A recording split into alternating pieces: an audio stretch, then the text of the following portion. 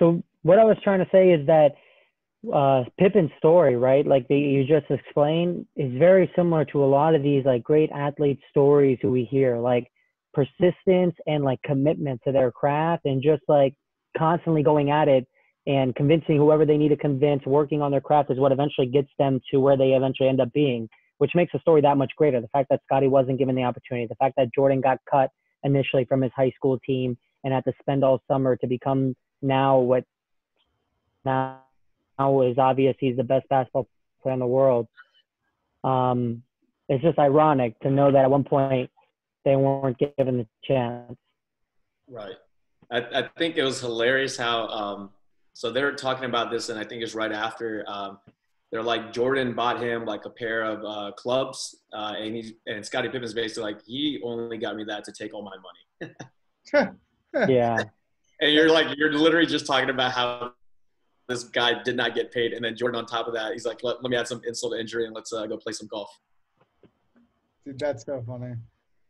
Can we talk about Jerry Krause for a second? Yeah. No, I was going to say that was like the last person that was kind of included in the documentary, which kicked off the first like 6 minutes of the show. No, 100%. But like Jerry Krause, can we talk about like, okay, like Jordan, all the players seem like they didn't really like him. At least not Jordan and Pippen. Pippen for one reason. Jordan because of the injury stuff. He felt like, he didn't trust management, right? And then Pippen because of the money. But can we talk about the talent evaluation of this guy? Because he got Jordan, he got Pippen, he got Horace Grant, he traded for Charles Oakley, I'm pretty sure, in the beginning. Traded Charles Oakley for a center. He traded him, but I think he also drafted him in '85. I think. So he didn't draft Jordan though, right? Like he came in the year. No, he actually didn't, which is the confusing part. If you remember from the documentary, Bulls had a GM that drafted Jordan, and then Jerry came onto the scene. And I think he came on to the scene Jordan's rookie year. But from my understanding, and I might be completely wrong, but from what I was gathering from the documentary, he actually wasn't the guy that drafted Jordan. But he put the entire team around him. And like, yeah, as much shit as he got, obviously, during that time, and as much as they paint him in a negative fashion in the documentary thus far, he's a huge reason why they even had a chance to go for all 6 championships. No, you're right. He did not draft Jordan. He was kind of given Jordan, but then he moved in like all the other pieces to build that championship run team, both rounds basically. And not just like Jordan hated him for moving Charles Oakley. Like at the time, it was the right move. They needed a true center, and it kind of obviously paid out. But the way that he kind of conducted himself with the players and everything, he just never had the respect of them. Yeah. I mean, from a executive standpoint, though, having Jordan and getting him all the pieces, that is, he did the. If you think that the Bulls are the best team of all time, if you think Phil Jackson is the best coach of all time, or one of them at least, think Jordan is one of the best players, you think one of the one of the best supporting cast. I mean, he is the guy that put it all together, to be honest. He really did. Yeah, I mean, from the get-go, right? Like, before his relationship went down with Phil Jackson, he was boasting about Phil Jackson as a player to try to get – He hired Phil Jackson. He hired Phil Jackson as an assistant. Yeah, I'm saying before that, like, he was all about Phil Jackson, and then he hired Phil Jackson. He made Phil Jackson the elite-level coach that he was, basically. Yeah. He got Jordan his status of, Jordan was already great, but he gave him the rest of the team that he needed for it. So – in that way itself, he was a mastermind at crafting that team. Maybe not so much good at everything else, but that piece of it was exactly what he was brought in for. Because in the documentary, they're like, "Oh, you don't want to touch this guy," and he's like, "No, I do, because I know he's good for this specific purpose. Everything else is, it's definitely going to be shit, but we'll go with it." Yeah, the thing in my mind is that Jerry was he was a GM for the Chicago White Sox, right? Yeah. And he's just friends with the owner of the Bulls, and he just nonchalantly says, "Hey, I want to be the GM for your basketball team." And the owner's like, "Okay, you got the job." As easy as that. He was the GM for the Bullets before that, the Baltimore Bullets before that, or a scout. Okay. So he had been hopping around a little bit here and there. It was the Bullets, and then basically the GM or the guy called him up and was like, hey, like there's an opening for the GM position of the Bulls, which is like getting him back into that like kind of front office area.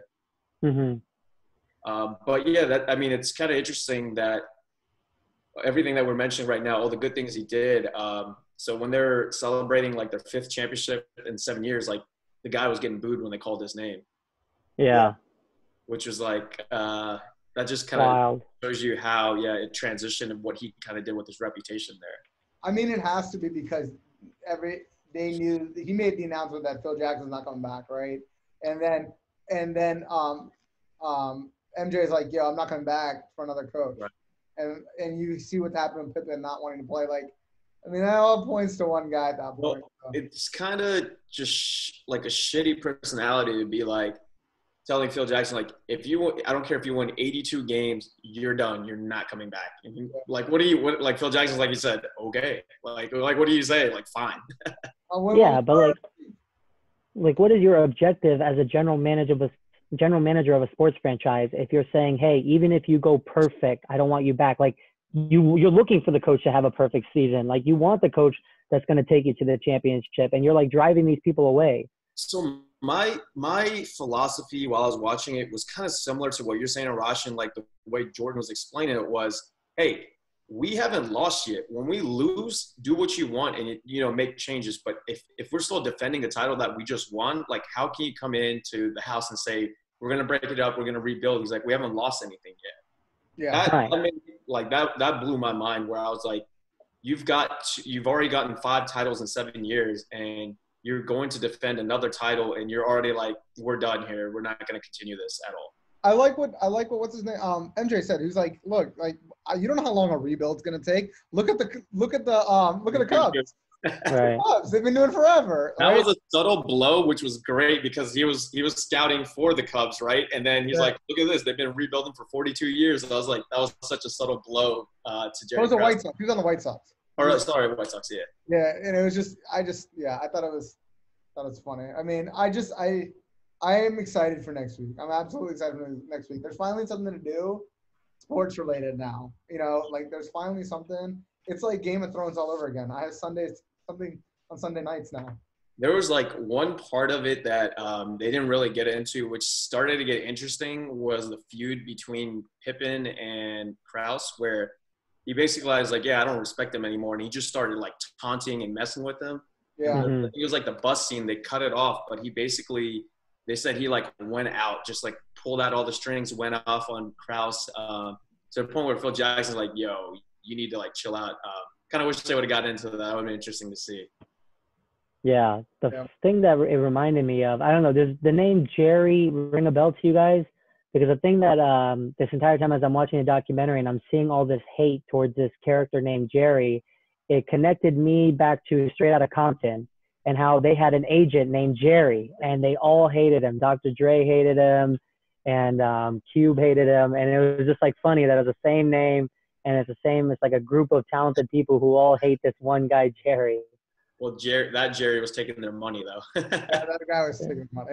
Well, this guy was taking their future. Like, it's crazy to think that Jerry was trying to stop them from getting this 3rd championship and stopping them from defending their title.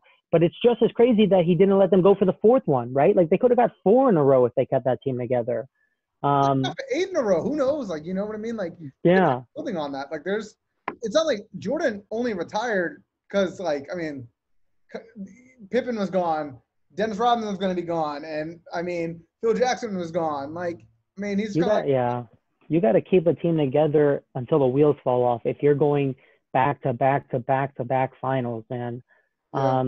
That's like modern day Warriors, right? Like, that's like, yeah, you've had players come in and out like KD and whatever, but your fundamental basis is it's always been the Splash Brothers. You have Klay Thompson and Steph Curry. And it's like saying, hey, we're going to get rid of Klay Thompson.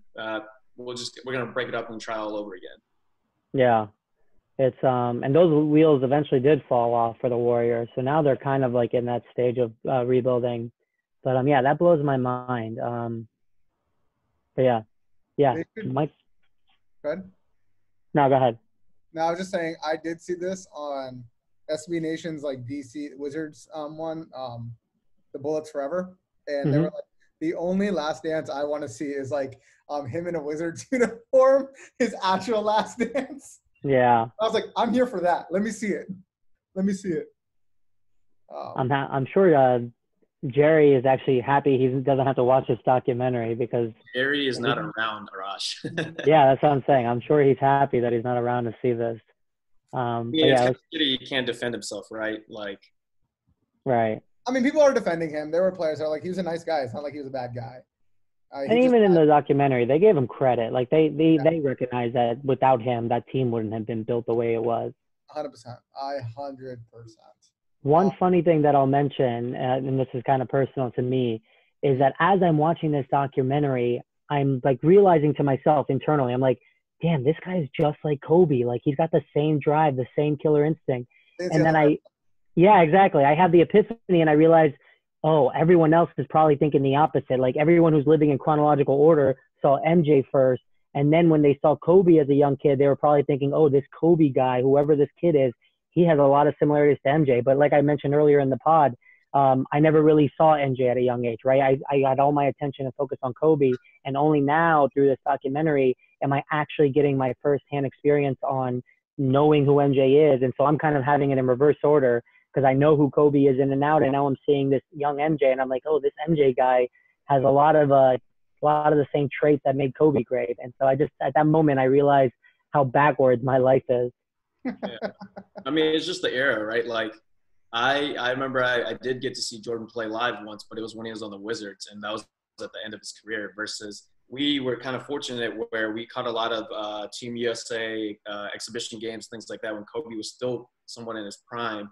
Mm-hmm. And in 2008, when he was going into the Olympics, we saw primeness of Kobe coming off MVP, all that. So just the era that we watched, and we kind of watched the second half happen for us first, and then now we're going back to see Jordan. Right.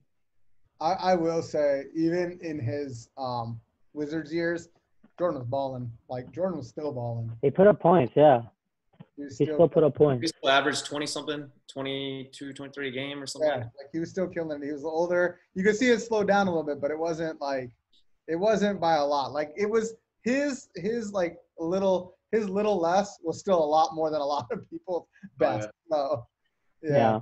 I think, I can't wait to watch the next episodes. The one that I'm particularly interested in is in the previews, we've seen that Kobe's in it. So I want to see my two worlds collide, kind of what we're talking about, Arash, where there's this new footage of Kobe that obviously is probably the last footage we'll ever get of something new about him. But see him talk about the GOAT and probably how he learned from him, et cetera, whatever. I can't wait to see that. I didn't know there was any Kobe footage in this documentary. So, yeah, I'm definitely looking forward to that. And I'm looking forward, to the one day when hopefully they make something similar, chronicling Kobe's greatness and life and story. And it's sad to know that he won't be able to be a part of it. But for the time being, yeah, it's pretty special to get to see this Jordan doc and get to actually learn about him finally. Very true. I mean, I imagine there will be. Isn't there already been one that's like? They had the one when he had his Achilles injury. They dropped it then. Where Spike Lee, I think, did it. So that one was definitely interesting. There was like a look into his life and everything. But I don't think they've ever done a full chronological one. There's always been like different periods of it. But yeah. I'll feel you guys. Well, I'm excited for next week. I can't wait to get next week going for this because it's going to be a great Thursday through Sunday. It's going to be NFL draft. This, and then we're coming in Monday. Just can't call out of work on Monday. Just call it out. Oh, yeah. I just want to say, by the way, I'm pretty sure I mentioned this last time, but I was like, I wonder how the NFL draft will go with it being electronic and no issues, and they already have issues on the first pick of the draft. They're doing a mock draft, and it like crashed or something. They couldn't pick it right. I heard that. I saw that there's I was looking online for just like gambling because, just seeing what's going on in the world. And there is a prop bet to see if it gets hacked or not. And it's like, oh, yeah. I think it's 1,000 to 1 that that would be insane. That would be insane. Dude, that'd be hilarious if it got hacked. If I was like someone who had that type of like computer savviness, I would definitely let's say I'm a Redskins fan. I'd try to hack into the Cowboys computers or system and like block their communication so that their pick goes and they couldn't No, but submit they their already pick. they already said that they can pause the draft. Every team will have the capability to pause the draft if they're trying to trade or they're having technical difficulties.